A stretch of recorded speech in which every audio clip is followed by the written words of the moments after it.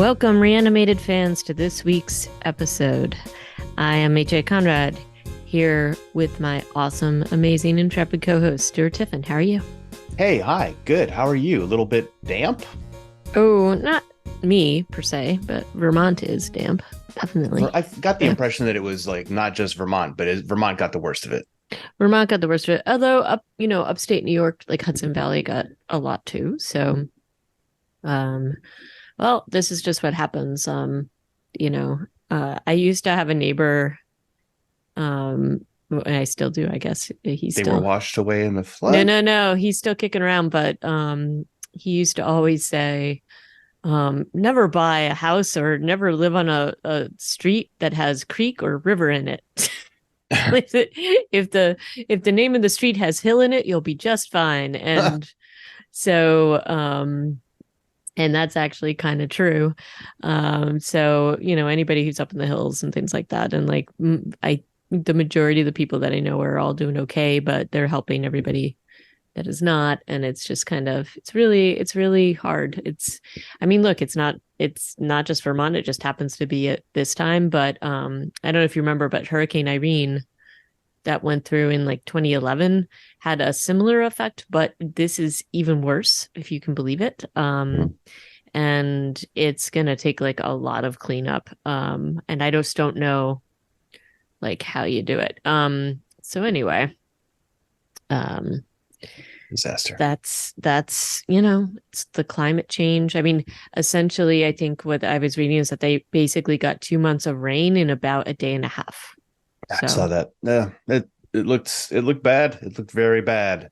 Yeah, so lots of landslides, and that's the other thing, especially up there. There's not that many roads, so take out some of those roads, and it's just really hard to even help anybody like clean up or whatever. And so I definitely have some of my neighbors are putting up people that just can't get back to their houses, So, but hopefully it all, the cleanup efforts are underway. And I will say this, they're New Englanders, they're tenacious. So hopefully it'll all work out. But it was pretty hard to see some of that footage. So.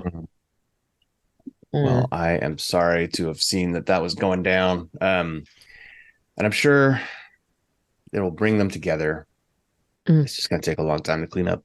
Yeah. I mean, I think they have, I don't want to misspeak, but I think FEMA is maybe up helping too. So pretty sure it was declared an emergency. Like a federal disaster. Yeah. But we'll move on from talking about real world disasters to talking about zombie disasters. And we do have a few news items here. Yeah, we do. So the zombieverse news, kind of excited to see this. What are you feeling about it? Absolutely not excited to see this. I feel like Netflix took the data that we love Korean zombie stuff and decided to make it a reality show. And I'm just like, what? Why? Why is your algorithm treating you so badly, Netflix? Why do you feel like this is a good idea? I am excited to see how bad this is. Like, it looks terrible. And sometimes I'm seeing in this trailer, I'm seeing people who are contestants on the show kicking and hitting human beings who are pretending to be zombies. And I feel like this is where I'm like, no, what? That's not okay. You draw the line. Yeah. I just think, I don't know. I couldn't tell if this was like with a lot of these shows, like, is it choreographed or whatever? It felt very choreographed, even though they say that it's reality. So I don't know. So I'm going to be like, I have no idea what this is going to bring, but it will be interesting to watch. Well, part of the news here also is that it's the art team behind All of Us Are Dead and the choreography team from Kingdom, and I just wish that they were working on those two shows instead. Well, yeah, I mean, we always wish that, but that's why I'm thinking that this is more like scripted than reality. It feels like it to me, anyway. It's hard to, I guess, do improvisational choreography, right? That like, is a so thing, I'm sort of like, So anyway, so we shall see. But in better and happier news, not schlocky zombie reality TV news, I also thought that the Zombieverse was pulling from the Squid Game too a little bit. Anyway, but in other happier news, the Emmy nominations are out, and they're pretty good for my favorite lead. Pedro Pascal got a nod He for did. all not all of us are dead. The The Last of Last Us. of Us. Yep. HBO kind of swept in terms of nominations. But yeah, I'm hoping that Last of Us gets a couple, mostly for selfish reasons. I want there to be more zombie shows being made, and I think that if a zombie show gets some Emmys, somebody else will be willing to put the effort and money into it that HBO did. Right. And in addition, we should mention Bella Ramsey was also nominated. So Yes. that's kind of cool. And the thing I noticed though about these awards is that often these were not like sci-fi, fantasy, like these kinds of things did not. Sorry about that. I don't know how to turn off these notifications I on didn't hear my. anything. It's not Oh, coming. okay, good. You might if there's all these notifications on my mother-in-law's It's just like laptop that your I computer just has been infected by a virus. Click this link. Those kinds of that's notifications. kind of what is going on. You're on your Um, mother-in-law's computer when. yeah, exactly. I'm just like, what? Okay, thank you. But yes, you were saying that Emmys traditionally did not support horror, sci-fi, fantasy, and now, thanks to House of the Dragon, thanks to The Last of Us, and what was the sci-fi? Snowpiercer? No, what was the sci-fi that got nominated? Oh, House of the Dragon. Yeah, that was. Um, Oh, yeah. Adam's Family is not sci-fi, but it's same that kind of like that's the thing. Like these kinds of things normally wouldn't get nominated, and um, it really is interesting that they were all kind of taking over a little bit, which is cool. Yeah. So Obi-Wan and Kenobi, I guess, yep, got some, and maybe Andor. Andor yep, totally is deserving of an Emmy, in my yeah, opinion. I don't think yeah, it ever did that well with the audience, which is bull. But and Obi-Wan, I rewatched recently, and enjoyed it just as much the second time. Frankly, I think the yeah. haters can kind of get in your head, but Yeah, so I don't know. I just thought it was kind of cool from that point of view. But that you just don't normally see some of these things. And I'm very, very happy, obviously, yeah. that Pedro and Bella got a nod. So um so there's that. All right. There's Next also a up. trailer for a bad-looking film called The Asylum, which I think we will just Yeah. let it go. It's out already. It came out yesterday, but ooh, it Nope. does not look like it's worth looking at, frankly. Which is No. this hurts me to say. Some people worked really hard on this, but it just the final product looks cheap, and It looks pretty bad. And I mean that's already out. I think that came out yesterday. it did come out yesterday. Yeah. So it does not look good. And a somewhat promising trailer that you found for Herd, which Well, this feels is yeah, this is going to be it's a Fright Fest uh world premiere on August 26th. And this actually does look good. Yeah. And it has a couple of recognizable actors in it, which is helpful. But it also, more than that, it doesn't have to be about the faces. It's the production value looks good. yeah, it looks pretty good. And it's got some pretty important messages right now, I would say. Like when you have a good zombie show that also is like, and we're going to have metaphor and it's going to be like Mm. topical. There's definitely some slight vibes of Handmaid's Tale going on here. Oh, definitely. So, which I think we're all kind of feeling again. So yeah, this is going to be interesting. I don't know how it's going to be released to the world other than at this world premiere at Fright Fest. So we will report back when it's out. Yeah. It's only going to So, be on like 2075. It's not going to be necessarily on a lot of screens. Sorry, sure. go ahead. Oh no, I was going to say, yeah, I mean, like, well, we'll see how it goes, but the production value looks good. So we'll have to see how this plays out. I have a feeling they'll release it pretty probably just streaming, maybe. I can't imagine this ends up in the theaters, No. but um, but we'll have to wait and see on that. I was going to say, are you ready to talk about episode 2 of Dead City? Knock knock. HA. Mm, yep. Knock knock. Who's There is the name of this episode. It was directed by Lauren Yaconelli, second one in a row, and written by Eli Journet, the executive producer and showrunner, and also the after show talker. Boo, boo, boo. So this one, we had forgotten when we were recapping the first episode how it ended. I think we just said, yeah, Maggie and Negan run off, but we forgot that they actually Yeah, go into that this they dark room yeah. with a match that gets blown Hmm. out. Yeah. And we kind of pick up from there Yeah. with Maggie going like, "Oh, she took my bag," so they got robbed, and it's like a really slow chase that happens here, Well, but it's not okay. without its own sense of tension though, because there are So zombies. there are zombies. It's a, I don't know. It's, again, I find it highly unlikely that this elderly woman is going to get the jump on these two. But okay, fine. Maybe she knows the landscape a little bit more and she's like kind of sneaking around and that's that. But it just feels a little bit unlikely that Maggie and Negan cannot catch up with this particularly, like, she's not like super frail, but she's not super swift either. So whatever. But Well, then she she turns out that she wants them to follow her. she does, and it was like, but it's like this very slow Yeah, chase scene, it's a which is slow like, speed pursuit, which is it's um, kind of funny. We also get some hints that Maggie might be unfond of heights right. on And this yeah, giant ladder that they climb up an elevator shaft.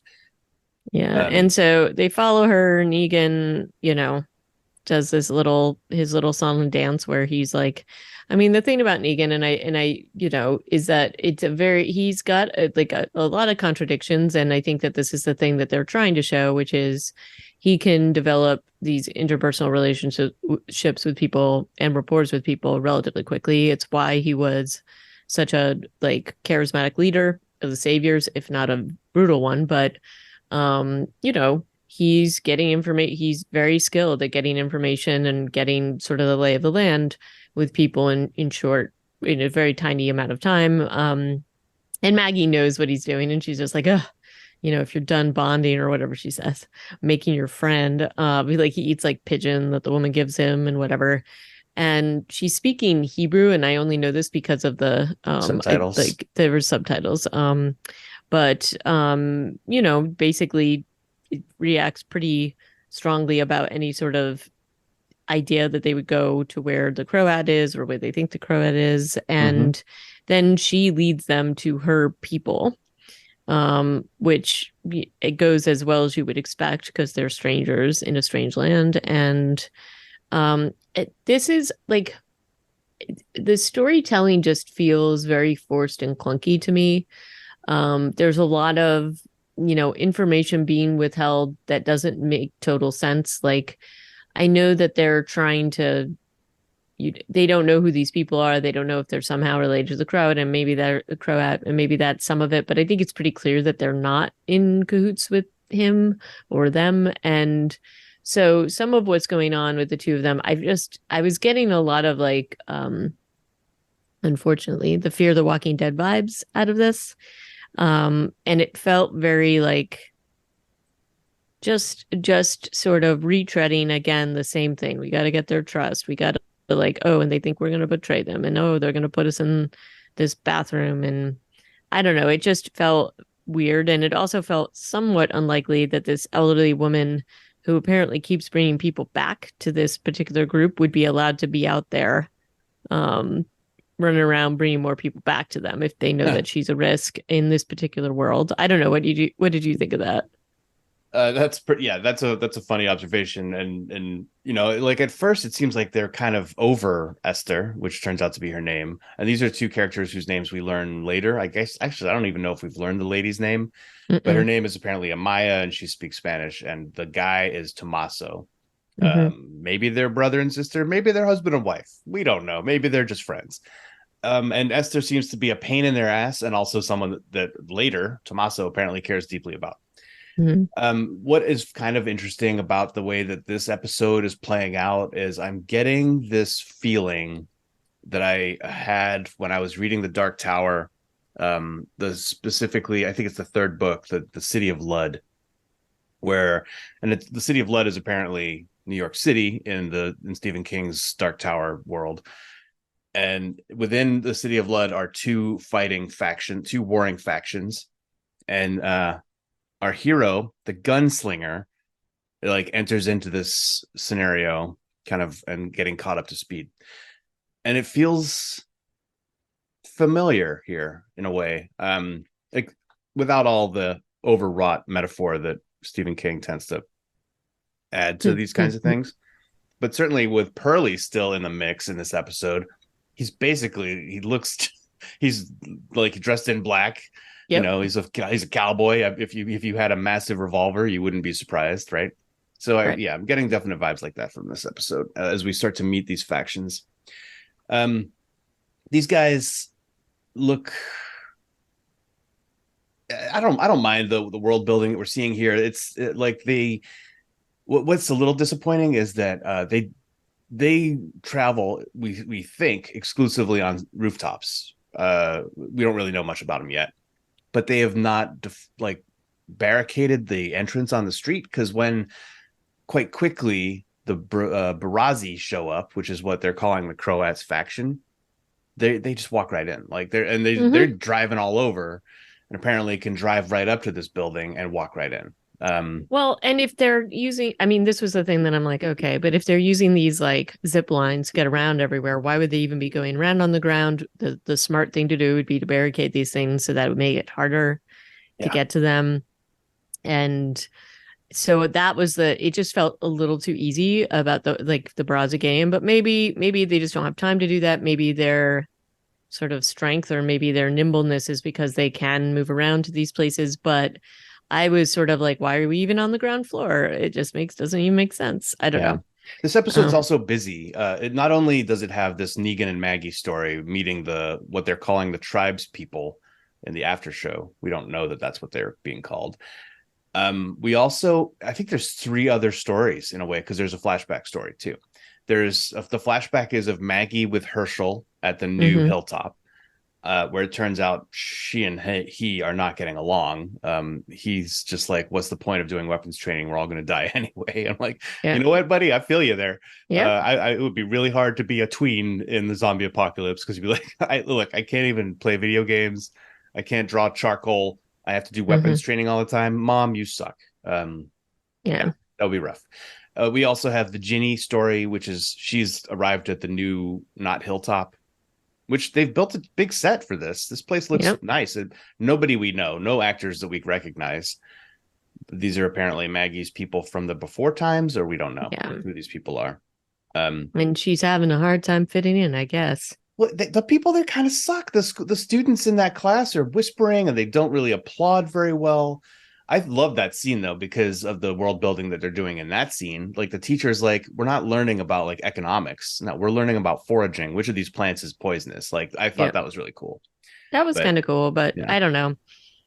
I'm finding it hard to feel bad for Ginny in this particular scenario, and we I'm don't a know little enough about bored. her. Yeah, it's a little tough because they haven't done much work on her development, and No, and having so her you don't. be nonverbal does not help. Yeah, no, and I mean that's the thing. It's like, oh my gosh, like are we really doing this? Okay, guess we are. And then there's the Pearly story, which continues because he's not dead. We knew that at the end of the last episode, but Yeah, we and follow we him did have around. him. We had him kind of, encounter his dead ranger that he clearly feels pretty guilty about for obvious reasons. And he looked the young ranger looked pretty good as a walker, I have to say. That was a pretty good makeup. And just like, hanging around. But then he goes on. This is the part that I was like, oh, this is kind of like a cool little thing where he goes on his little side mission to go and find that apartment with that address. They show the address very clearly. Mm-hmm. And he goes up and it's this whole, and the set design here is really great. And you know, he It's clear finds, that he's several years too late, yeah, I mean, right? he finds the person he's looking for, and it's his probably brother, Probably maybe. because there's a family photo. There's Yeah. a family photo and everything. And his brother has done away with himself. And I don't know, just you can see the decrepitness of the apartment, how everything's just kind of fallen apart. And he, lays him to rest in some ways. He puts like a sheet over him and whatever, but it's like this little time capsule. And it's we will probably hopefully find out more about this later, but I just thought that it's we haven't seen something like this recently where it's like somebody he knew from the before times and just kind of seeing what happened. I mean, Yeah. we've seen a couple of things sort of like this, but not quite like this. There's like a mountain of empty food cans, so we can Right. assume that this guy survived for some time, Yep. but then eventually killed himself, Right. and like decided to just do that instead of like eke out a survival or a living with the tribes people, or who knows what the situation was in New York when he actually did kill himself. It could have been Right. And it years and years does ago. look, it does seem pretty bleak. The survival seems pretty bleak. And the one thing, like, look, I think they're trying to draw parallels with the tribes people. It's like everybody has their own little tribe, everybody has their own little, like, Maggie and Negan and Carol and all that thing. And so they're just trying to do their thing. And the Croats people is just like an entirely different faction, and I guess you could make them sort of the saviors in this scenario. But that's the thing, is that Maggie and Negan don't know necessarily who's who yet, right? Yeah, and the one scene I think that we get that is supposed to maybe show us who a little bit about who the Barazzi are when Negan's doing Yeah. his reprisal is weird. There's some weird reactions in that shot. Um, like they seem for people who work for a psycho who everybody agrees is a psycho, they're awfully upset by what Yep. happens to this one guy. Yep. Uh, and the guy in question who was saying "Dona Smo" or whatever it was, which is the title of the last episode, Doma Smo, Hmm. the final episode of the season, or at least episode 6. He appeared to be like ready to kill himself in a way, or like he kills Esther, who we Hmm. just met, which is kind of like, oh, well, okay, I guess that sucks. In front of like 20 people who will probably kill him next. Like he doesn't use his leverage wisely. No. He doesn't use it to retreat. He just kills her thinking, I don't know what, like, because they're also speaking in Croatian, which feels like between Ginny, who's nonverbal, and these other people who only seem to speak in a language that I don't think is all that common in New York. Maybe it is. Do you know a lot of people who speak Croatian in Brooklyn? I think there are some, certainly. Sure. Enough to be like a major faction in a post-apocalyptic version of the city. Well, if enough of them got together, maybe. But we also see some of these, they did this with our favorite our Trash favorite. people. Yeah, like, so maybe there are people that they picked up, maybe they don't totally, maybe they picked up some things or become fluent over time. Well, then let me see the classroom scenes for the Barazzi where they're learning Croatian Right. Well, in a maybe depressing classroom. the Croat makes them speak it and Yeah. kills them if they don't learn it. I don't know. That seems likely. But did you But see anyway. the reactions that I'm talking about when he's Yeah. eviscerating that guy? They're looking up. There's only two of them with their faces shown. The rest of them are just kind of like standing or sitting around with knives Mhm. out, looking up at him. There's just like this moment of none of us are going to do anything.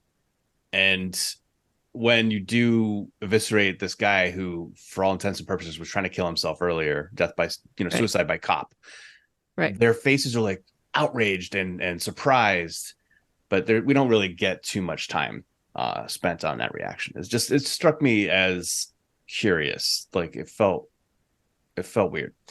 I don't It know did what. feel weird. And I agree with you. And I don't that's a little bit of what I'm talking about. Like it's an uneven and weird, like, rolling out of some of this stuff, because if they're really this, I mean, that's the one thing you could say for the saviors. They were pretty united in terms of like the way that they were going about things. They kind of were like, okay, this is how we are in the world, at least toward, newer people or whatever you're going to say. They had directives. They were very clearly under the, and there was certainly a few exceptions to that, obviously, but you didn't see it in these kinds of settings where they were going out as a group, taking over whatever they were going to take over, right? So if this whole philosophy is that they are these sort of brutal scavengers that go out, are willing to kill themselves versus being taken hostage, this reaction, like to them doing this, seemed odd. Hmm. And then, there's also, I do think that probably the point of this whole scene was Maggie's reaction to Negan, Yeah. obviously, Yeah. because, this is clearly Negan at Negan full force, knock knock jokes and all, right?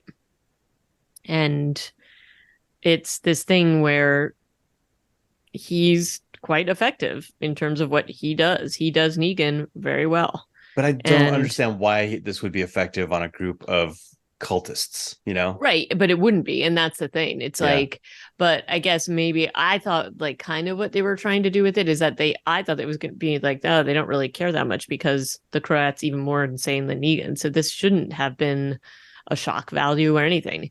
It more should have been like a problem to overcome, right? But that's not what happened. So I don't know. And then the thing that I found semi mysterious about this was also suddenly like, you know, the tribes people are like, oh right, Negan, or at least trusting him more. I don't know. Would you be that trusting of somebody who just did that? I Well, mean, maybe it, they didn't see that. I don't really understand that next scene either, where they're kind of like collecting their thoughts and they're like, thank you for helping us. I'm like, they didn't really do anything. right. They didn't like, frankly, Amaya pushes or tells Maggie to get out of the way when they're getting into the fight with into joining the fight with the Barazzi upstairs. And that weird nail gun thing that they have, those weapons, it's super brutal what it does. Like it basically pulled out a plug of torso from that one guy. Mm-hmm. That was crazy. I wasn't sure how those were going to get played out because they looked janky. Yeah, Mm-hmm. like I think maybe the props were wiggly or something. Something about them looked janky. Like one of those actors was holding the projectile, like I think was coming out diagonally or something in one of the scenes. And I was like, oh. But then in that fight scene, it actually was wild what it did. But I guess it like first of all you have to be on target. Second of all, there's like a wire attached to the projectile, so you probably can't be that far away.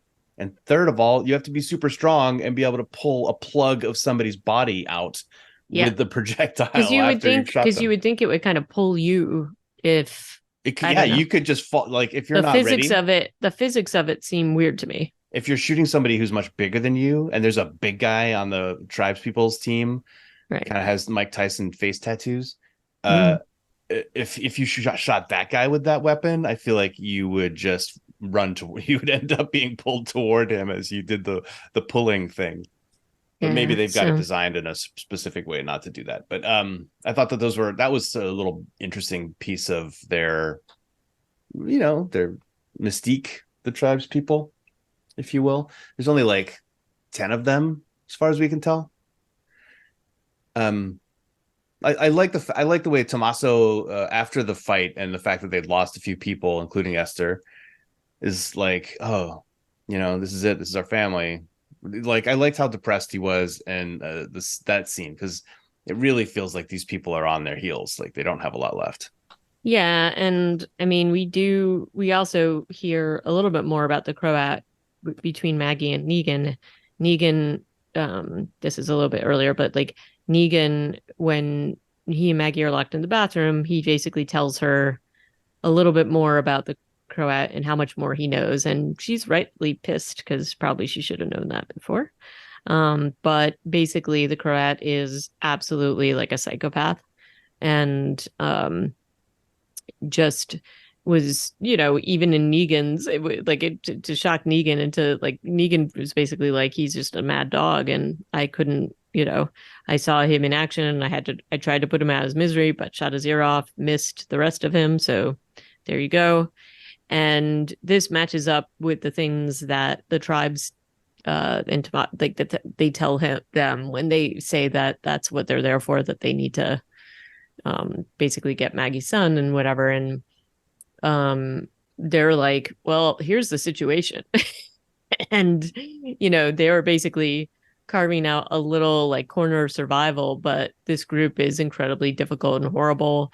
He won't let people off the island, and he just keeps sort of bringing them into his group and I guess creating them in his own image, or at least, and we've seen a little bit of that. Like he does, like, and I mean, I think it's deliberate. They're mirroring some of the stuff that Negan used to do, right?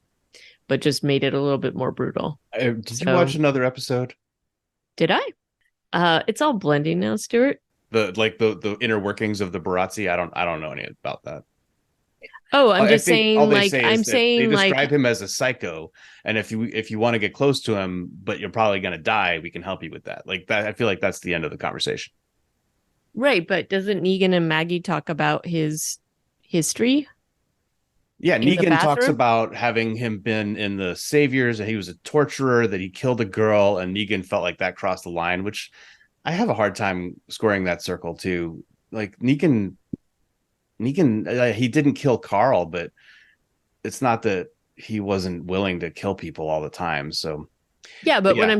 what I'm talking about is, we saw how the Croat was with Herschel earlier. We saw how he was treating that hostage. And then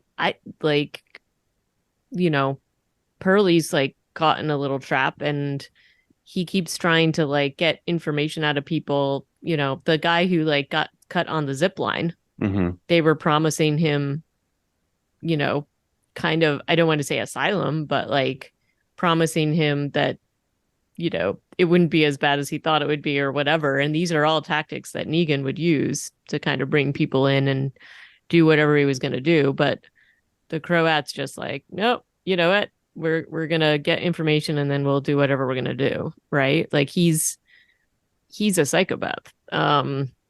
But it's not that far off from what we used to see Negan do. So, We never really saw a lot of Negan's recruitment. I guess we kind of did with Alexandria, except that it was too harsh. well, I mean, Um, it's the fear of that they're gonna do brutalized things, like say put an iron on somebody's face or right. whatever. Um, but so I think that that's kind of what they're setting up, is that there's like a lot of parallels here. Hmm. And, and this is maybe in line with what Negan and Maggie are kind of like often in conflict about, which is Negan's like, well, everybody's kind of like this if you really push them. But, and saying that the Croat is a bridge too far. He doesn't give details about what he did to the woman that he tortured, or Yeah. just the kid that he tortured. So I found that to be, not that we should have the gory details, but again, but similar, like things that Negan did were pretty horrific. And and he kept like groups of women as like sex slaves and things Yeah. like that. And Yeah. like, so I'm just not sure like how they're setting this up to make the Croat even. I mean, I'm sure he is and whatever, but Like I think that simultaneously making the Croat worse than him, but also then making the Barazzi scared of a little theater that Negan puts on with one of their guys. Like right, to me, like those that's don't. the thing. Yeah, like how does that even out? Oh, and no, I didn't watch another episode. That's Okay, the yeah. I thought you were. Um So you're like extrapolating a little bit. I am, because I just think that this is it feels like that's what they're doing with this.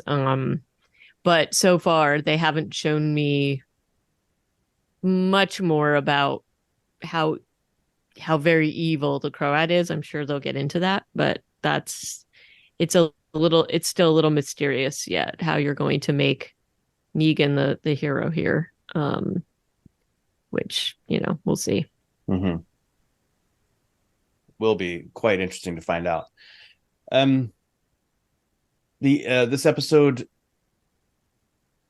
how does this episode end? It ends with Pearlie and leaving his brother's apartment, gets scooped up by one of those net traps that Negan had pointed Mm-hmm. out in the first episode. Eventually, the Croat himself comes and lets him out of the trap, which is Yeah, and bananas. they have their big bike helmets that have all sorts of crap over them. I guess Yeah, that's their deal. headbutt weapons. These traps don't make a whole lot of sense in this world because they would probably just keep catching zombies in them. And like, Mm. what is the return on investment for these traps if they're just because there are zombies all over the city? It's not like these are like zombie free streets. So it's a little bit funny that they're like, yeah, these are human only traps, but that doesn't really make sense. In this Yeah. case, they do catch Pearlie. We'll see what happens next because Pearlie is lawful evil. I would say he's going to follow the letter of the law, even if it means killing every man, woman, and child. Mm. I love peace, and I will kill everybody I run into in order to achieve it. So we'll see how his particular brand of alignment collides with the not the Baratzi. Well, yeah, the Baratzi and the Croat, who are probably supposed to be chaotic evil. Just to break out some Dungeons and Dragons alignment charts for you. Right. Lawful and chaotic do not usually get along. No. Um, Oh, I also thought one funny, like, not funny, but it was like the Tommaso calls the Croat Van Gogh because yeah, of the ear. So I don't know. That was kind of funny. yeah. Like Tommaso and Amaya are supposed are like a little bit hard edges, like New Yorkers. I think are Hmm. typically portrayed. Um, I couldn't pick up too much of an accent from them, but they had a bit of a patter that was kind of like, "Hey, I'm from New York. What are you doing in my neighborhood?" Sort of thing. Like a Well, little yeah, bit. and I mean they do describe a little bit of what it was like in the down thing in the whole downfall of everything, and and they like are doing some exposition about how the Croat, they were fine until like he showed up on the scene, and then all this, you know even more stuff. Like their biggest problems wasn't necessarily the walkers anymore because they'd figured out how to deal with that, but now they have to deal with this other faction. And again, there's like just a lot of parallels between like the saviors and Hilltop and all that stuff and the kingdom. um and so again, I think that this is what we're probably going to see, is a lot of these parallels being drawn, and I guess we have to see how our intrepid heroes deal with them. And can you still be entertained by this if you feel like it's a little too derivative of the Prime Right, show? right. And so that's a little bit, the other thing I do want to like the Herschel thing, and it's just been, we saw him in the flashback. We also saw him in like the other episode just with the Croat for a minute. And I really hope that whatever goes on with his character gets better. The one thing that definitely bothered me, even in the flashback, it's like, can we have like a kid that isn't annoying, or I don't know, Um, can HA, we as just a parent of kids, I'm sorry, no, kids cannot not be no, but annoying. I mean as like growing up in this world and whatever. And I guess I felt it a little bit when we were seeing Ginny's experience I in mean, this Judith is like the community. non-annoying kid on the Judith show. is like one of the only ones that is not annoying. But it's like, I guess part of me feels like some of these kids are being drawn from the lens like, oh, maybe it's the idea that kids are still being kids, tweens are still being tweens, and they'll rebel no matter what, which I guess is true. But I also, and this was like even a little bit with Henry and all the, and what we've seen in other like some of the other like spin-offs and things like that, like especially Herschel, and Judith is similar, I guess. These kids didn't even have a taste of the other world. No, So they, I almost feel like they would be maybe aware about everything that's going on, but be sort of not nonchalant, but it's accepted that this is something that they have to do to survive, and this is just part of their world. And I just don't, the sort of ridiculousness of some of this makes me a little like, again, we'll see where it goes. yeah, I And think then maybe they're doing something like the Station 11. The kids who were born after the pandemic have a completely different worldview from the traumatized right, pre-pans, and so maybe they're doing something along those lines, but it's not clear yes, yet. it's not clear, but it's like part of me feels like they're still drawing them through the lens of like the before times, which they would have no knowledge of. So that was just sort of a comment. So maybe Herschel will improve and get more interesting. I just it'd be really cool if you could make him as cool as Glenn was, you know. Um, that would be fun. Yeah, that would be an Um, argument for nature versus nurture, though, HA, which I'm not sure that everybody would want to have. Like he literally never met Glenn, so there's no way for him to be like Glenn. Uh, no, but you could make the character like cool like Glenn. you You could don't make him have cool to like like, Glenn. you know, going on missions. I don't know. Maybe Steve Yoon is just super cool. And he kind of Yeah, and then, you know, And again, like the thing with Ginny in the little community and her dissatisfaction about being there, that's, as you said, a little just a little hard to understand what the dissatisfaction is, because she is nonverbal. So that is a little well, I guess we'll have to see what what that um what that goes to. I mean, it, They only have 6 episodes. They can't take too much time with the story. I mean, you could see from the coming up next episode what she's going to do and where she's going. yeah, yeah. So it will probably get a lot more interesting, even if she is nonverbal the whole time. But four Oh, episodes they're gonna left in make the her season. talk. They're gonna make her talk. Come on. Yeah, like, and what she's going to be. Yeah, we'll find out what her deal is. Not Negan's daughter, though, I assume. I mean, maybe. No, she saw her dad killed in front of her, so it can't be. Yeah. However, so it's still an interesting spinoff. It's just we have some gripes or whatever's. I think knowing it's only 6 episodes means that there's a lot that riding on every episode. This one was meeting the neighbors and the baddies, like getting more of a sense of them and getting to know Pearlie a lot more, frankly. Even though he didn't say much, it was more about the fact that he was motivated, why he was motivated to come here in part. And like you said, that scene of Negan being old Negan and Maggie watching it happen, and a lot of what was going on Lauren Cohan's face, and the fact that she's afraid of heights, that's going to come back. Yep. And All right. that's kind of everything going on in episode Deuce. Who's there? Next one up is going to be People Are a Resource. Oh, that's a familiar phrase. So we can talk about that the next time we get together here on Reanimated. And if you want to let us know what you're thinking about the show, you can send us an email at reanimatedpodcast@gmail.com. You can find us on Twitter at reanimatedpcast, and you can find all of our episodes online at reanimated.podbean.com. My name is Stuart. I'm in California, and I'm going to go out and enjoy the heat dome. A balmy 104 degrees today. So you guys stay cool out there. Indeed. And until next time, ciao. Alrighty. Toodles.